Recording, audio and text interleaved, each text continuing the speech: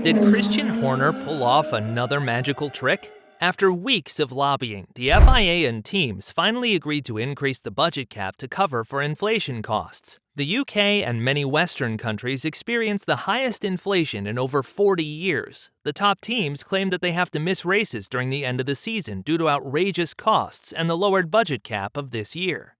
Horner was the leading man in rallying both Toto Wolff and Mario Binotto to support the initiative of increasing the budget cap. Smaller teams like Williams and Alfa Romeo didn't see anything in increasing the budget cap as they finally saw an opportunity to find a way to the top of the field.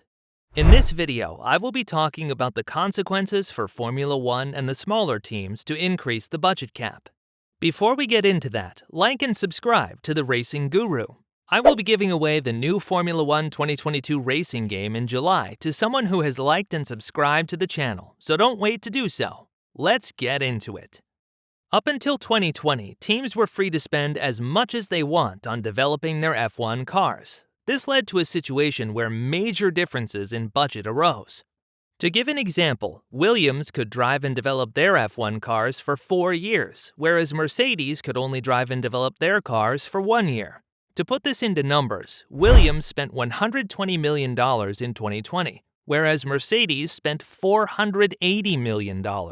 By no means was Williams capable of developing a car fast enough to secure race wins. Due to this inequality and single dominance of Mercedes for so many years, teams decided to introduce a budget cap to bring the field closer together in pure race performance. For 2021, teams could only spend $145 million per season, and this is further reduced to $140 million for 2022. However, no one could have foreseen this massive rise in inflation the last couple months, pushing costs of logistics up to 50%. As the F1 travels all over the world and transportation is a major expense for the teams, many teams saw this expense having effect on their car development capacity. The ongoing war in Ukraine and anxiety that resides in the market pushes the prices up even more, with no sight of coming down anytime soon. Before you decide that the teams just have to deal with this situation, hear me out. Teams like Red Bull, Ferrari, and Mercedes already had to get rid of many employees due to the newly introduced budget cap in 2021. However, with all the prices and wages that went up tremendously the last couple months, Horner expected larger teams to lay off 200 people to make ends meet. As inflation is an ongoing phenomena that happens every year, although not in such large percentages, these layoff problems were to have happened eventually. But wait a minute, what about smaller teams? Why would they agree to help the larger teams after being in such a disadvantage the last couple years? Even the smaller teams recognize that Formula One is an entertainment sport and that the worst publicity that can happen is when one or multiple teams decide to skip out on races. Both Toto Wolff and Mario Binotto said that it would be likely that in case the budget cap wouldn't be increased this year, their teams might have to skip out on some races to save costs. Teams not racing due to costs would be unbearable and hurt the Formula One tremendously. All teams have noticed the increase in popularity of Formula One, and new sponsorships are signed on an almost daily basis. Although the smaller teams did not agree initially, they also understand that it would hurt them financially if the reputation and popularity of F1 were to go down. However, the small teams did have a trick on their sleeves to make this a win-win for both. Teams like Alfa Romeo, Williams, and Haas all have budgets below the budget cap. To maximize their chances of developing a race-winning car, they would like to spend as much as the budget cap allows. So what is their trick? The smaller teams insisted on using the prize money of the teams to pay for the increase in budget cap. In total, the budget cap will increase by 3%, which comes down to $4.2 million. The constructors' champion has to pay 14% of their prize money to cover for their budget cap increase, as well as another team. The percentage rates go down for each subsequent team. The team that is last in the constructors' championship only has to pay 7% of its prize money. Doing all the calculations, this comes down that smaller and underperforming teams get a bonus which they can use to further develop their cars. Larger teams are satisfied because they don't have to miss out on any races and don't have to fire their staff.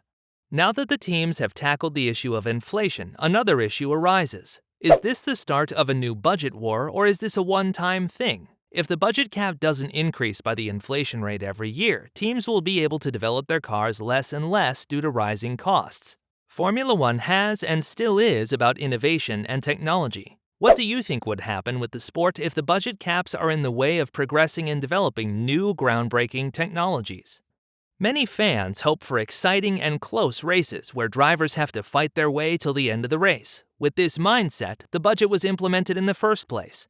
However, if we look at the history of the F1, we can see that there has always been large differences in performance between cars. The last time where cars came close in absolute performance was in 2012, when the first 7 races saw 7 different winners. Although the budget cap does limit the development rate of larger teams, it can also postpone their advantage on track.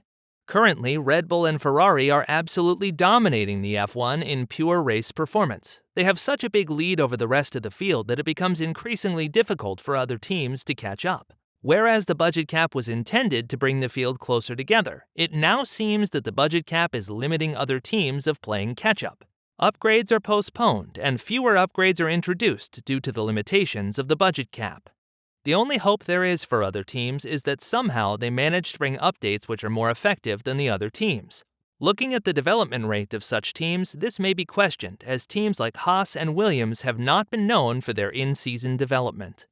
This is just the second year of the budget cap, and 2022 allowed for completely new cars in terms of downforce production. History showed it is inevitable that with the introduction of new regulations also comes big differences. Yet, it would be great for the sport to see that the budget cap actually brings the field closer together in absolute performance. It might very well be that by increasing the budget caps for inflation, the smaller teams postpone their own chances of winning races again. Do you think the smaller teams should not have increased the budget cap? Let me know in the comments section below, and don't forget to like and subscribe to the Racing Guru.